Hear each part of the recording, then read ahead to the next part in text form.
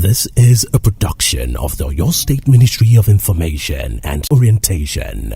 Landowners in Oyo State will now obtain their certificate of occupancy (COO) within 40 days instead of 60 days. The Commissioner for Lands, Housing and Urban Development, Mr. William Fumilayo, stated this when the Commissioner for Information, Prince Dr. Oyelade, paid a fact-finding visit to his office. Prince Oyelade told the Commissioner for Lands that it was obvious that the state government will leverage on its land asset to generate funds for the development of the state, and that government is ready to do this without adding to the burden of people who aspire to be landowners. The Commissioner for Lands, Mr. Fumilayo, noted that between January and March of 2024, there has been a noticeable improvement in the rate of tax payment compared to the same period in 2023, adding that one of the key factors contributing to the outlook is the increasing compliance of residents to the payment of land use charge due to ease of payment. Mr. Fumilayo encouraged taxpayers to download the Oyo State Property Reference System (OYPRS) application from the Google Play Store or Apple Store, as this will allow them to make seamless payments without visiting banks. And I can tell you, I've seen it even on Twitter, people flaunting it, that to show that they are responsible citizens of Oyo State. We've appealed to people to patronize this platform so that government will be able to continue to provide amenities to the people of the state. That has resulted in increasing the performance as far as revenue generation is concerned. But like I said, I still believe we still have a long way to go.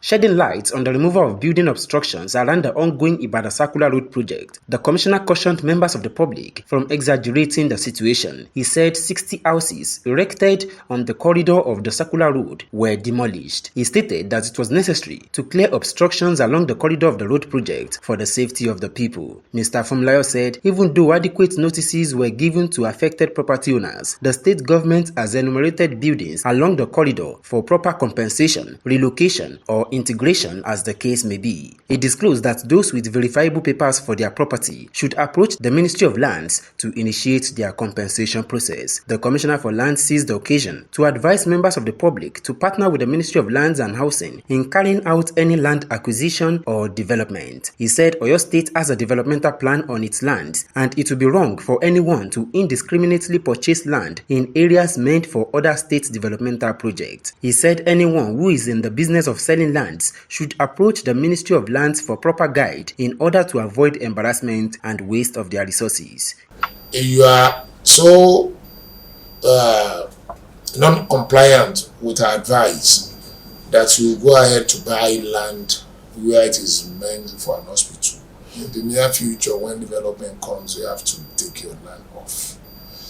And if you are so not cooperating with the state, and you go and buy land for a house to occupy where it's an industrial zone, my brother, the house we have to give way in future. That's why we are pleading and admonishing people now. Work with the Ministry of Lands, Housing and Urban Development so that you can be properly guided.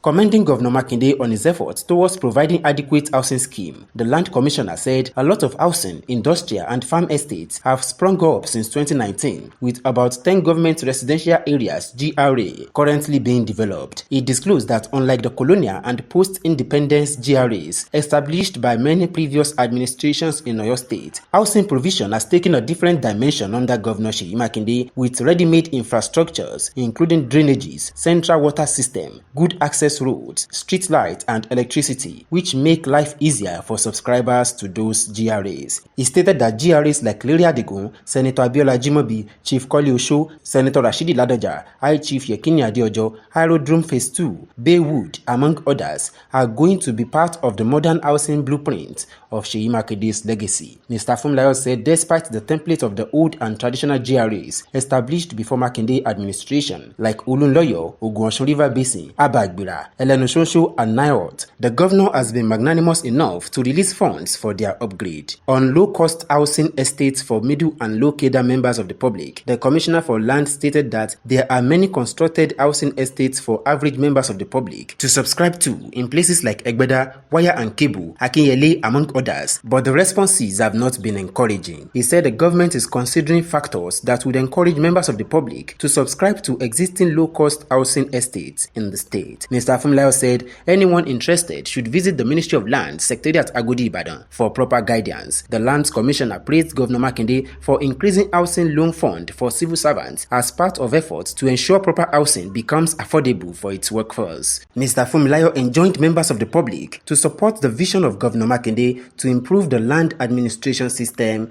in Oyo State.